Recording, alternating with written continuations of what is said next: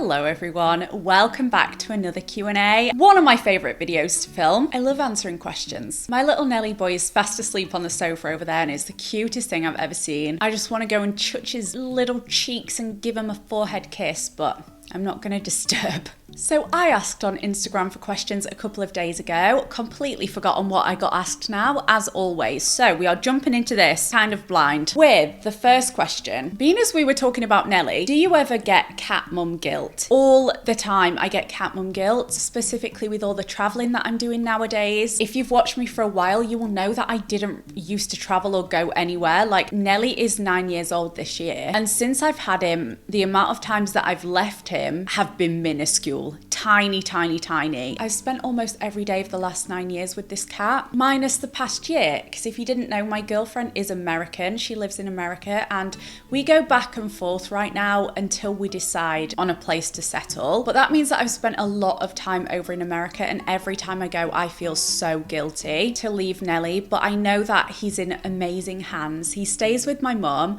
and my mum loves him. She could not love this cat more. I think she loves him more than she loves me, and honestly, fair dues. He's an unproblematic king. But yeah, the mum guilt is real. One thing that I do to keep that at bay as much as I can is mum always sends me photos of him and I FaceTime him, but still, I miss this little boy with my whole heart every time I leave. If you could only wear one nail polish shade forever, what would you choose? I'm gonna flash some on screen right now of my favorite types of shades. I'm gonna pick one from Essie, so that is this one from OPI, so here we go, and a Barry M version, which is a bit cheaper. That's the kind of realm of nail polish that I would wear. I think it looks really classy. When are you moving to America? This is such a tricky question. Me and Cam haven't fully decided where we want to live yet. With my job, it makes the most sense for us to live in England because a good amount of my money comes from sponsorships, and I've got a very, very British audience. I think like 60-70% of my audience are from the UK. So when brands come to me wanting to advertise, they will take a look at what percentage is from what country, and I get a lot of specifically UK based ads come through. And I find that when I'm in America, because my America audience isn't that large, brands are less likely to work with me because of that. So money wise, it makes more sense for me to live here. Cam can do her job anywhere. She is a podcaster, but ideally I would move to the US, and that might still be a thing that happens. We're very, very unsure. There's a lot of factors to think about, but I would love to live in the US for a bit with her. Specifically, we would love to live in New York for a year and try living there. But yeah, even Nashville, I love it. So we honestly don't know. Right now, we're just going back and forth, and that is okay. It's a lot of money to do that, but it's working out okay for us until we find a more permanent solution. Do you have an update for the lipedema surgery? Did you have to get 2 operations? Thanks. So I've currently had 1 lipedema surgery. That was in January 2023, and my next surgery is actually in January 2024. So it's a couple of months away.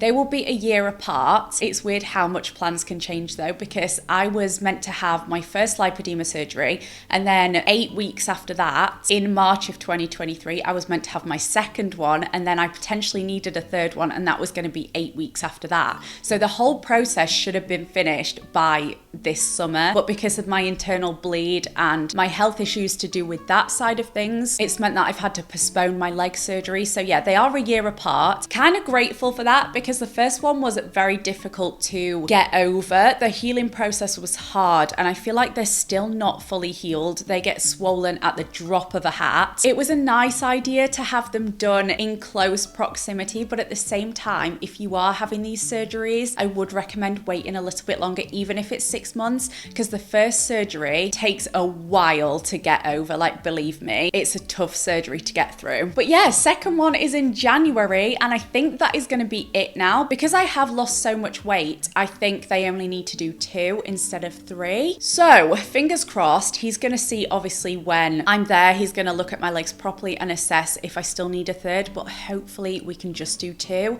and then that will be the end of the lipedema journey. But I am going to vlog it, so be sure to subscribe if you would like to see that.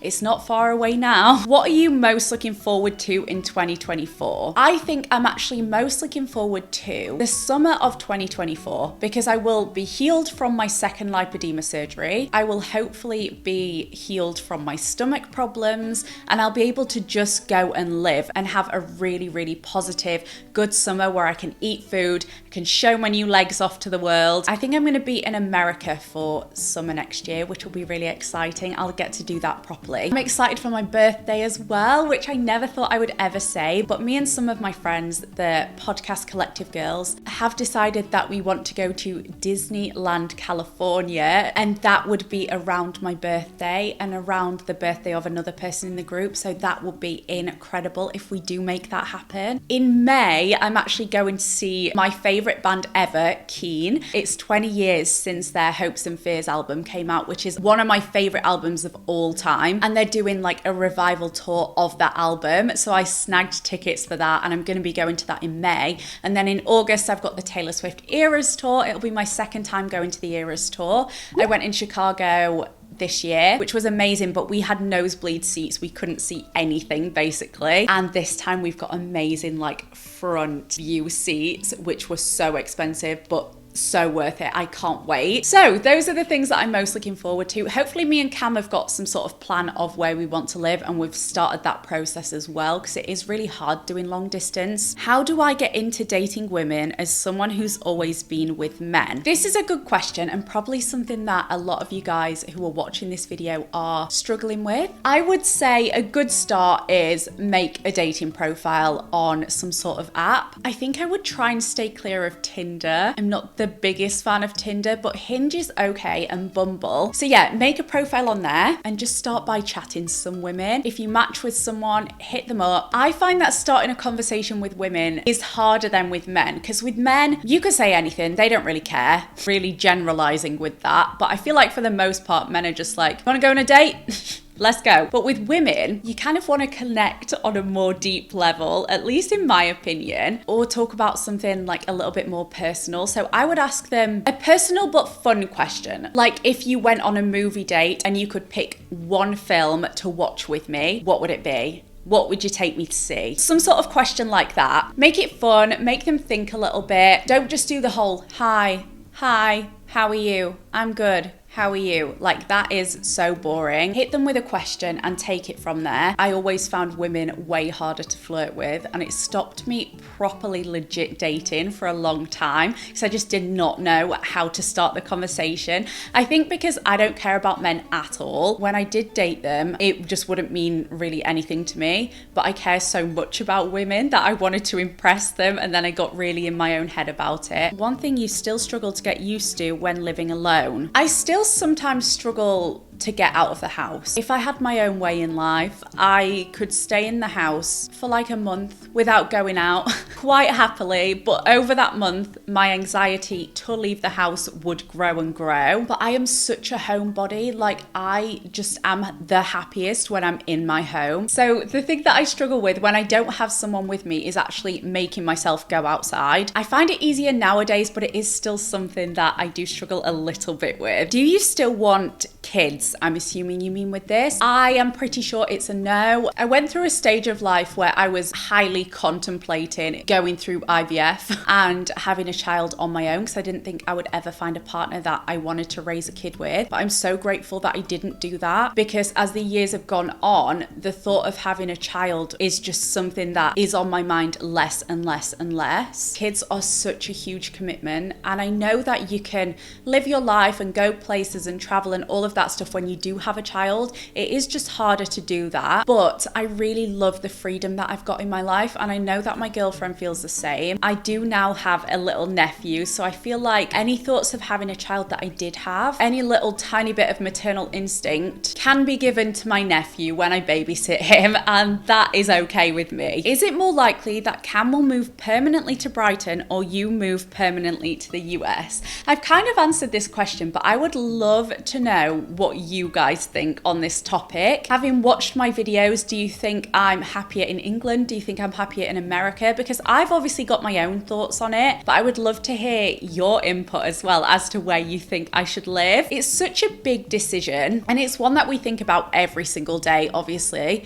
Like, we're apart right now and it sucks. We both hate it and we really want to live together, but yeah, just picking a place is so difficult. What are you going to do for Christmas this year? Cam is hopefully going to be in England for Christmas, but I'm not sure what we're going to do. I know we've actually spoken about going to volunteer at a soup kitchen. I don't know if that'll be Christmas Day or not. I don't know if I'm spending Christmas Day here or we're going to go to my mum's house and spend it there. Like, we just don't know yet. But around the Christmas period, that is something that we would love to do. We would love to volunteer somewhere. I personally also would love to volunteer at a cat shelter over Christmas. Not just over Christmas, but in general. So that's something that we're looking into doing this Christmas time. But for actual Christmas Day, we just don't know. We can either go back to Sheffield, spend it there, but my family aren't that into Christmas, so it wouldn't really have like huge Christmassy vibes. Whereas at my flat, I've got my big Christmas tree up. It's very Christmassy here. I would play Christmas music all day, but we wouldn't be able to have like a proper roast dinner unless I booked one out,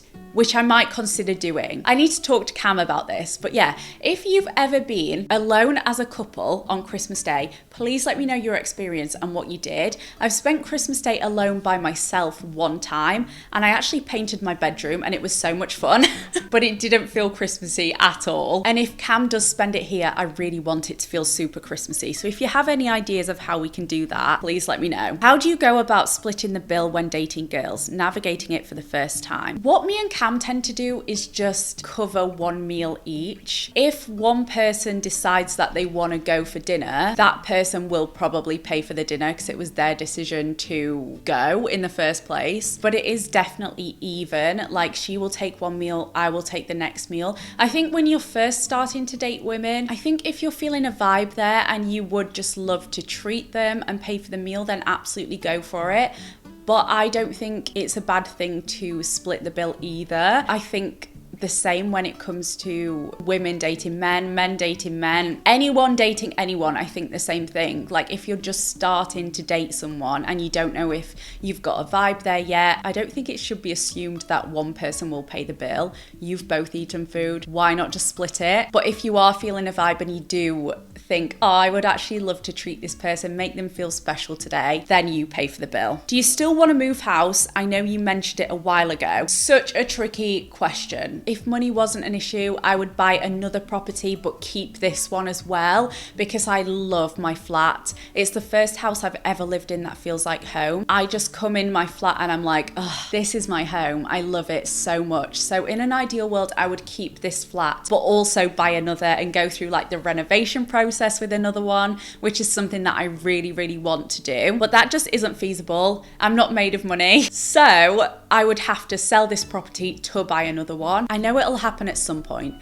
This is my first home. It's not my forever home, especially if I go and live in America. But I don't know if or when I would sell it. I think for now, I'm still appreciating my flat for what it is. I've just changed my dining room into an office, which I love. I'm spending time appreciating that. I really want to get my kitchen done in the new year. I'm looking out for sales on kitchens at the minute. So I want to have time to appreciate that as well. So yes, I do want to move. I really want to renovate another property, but I can't do that without selling, and I don't know if I want to sell. Are you loving vlogging at the moment? Because we definitely love you doing it. Thank you. Thank you so much, Chloe. I am really enjoying vlogging. I never thought that I would ever daily vlog again. If you'd have asked me this last year, I would have said categorically, no way, I will never do that again. It's way too personal. I like having privacy from the internet nowadays, but saying that, I am loving it. Because I've been going through health issues and I haven't been able to upload to YouTube as much as I would have liked to, and I'd kind of lost my love for it, and I feel like you guys could maybe see that a bit. So I set myself this challenge to fall back in love with YouTube and try daily vlogging and commit to it and do it. And I'm so proud that I've done it. But not only am I so proud that I am completing this challenge, I love to complete a challenge, I've loved every second of it, genuinely. So yeah, I have been loving it, and I think in December I would love to